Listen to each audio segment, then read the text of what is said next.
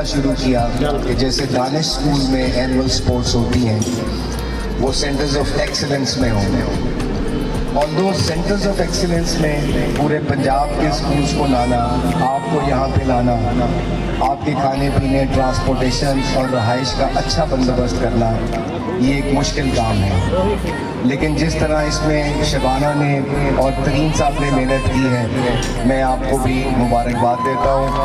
माशाल्लाह दानिश स्कूल को बने हुए 15 से ज़्यादा साल गुजर चुके हैं, कोई ऐसी नेगेटिव चीज दानिश स्कूल और स्कूल ऑफ एक्सेलेंस पे आज तक नहीं है।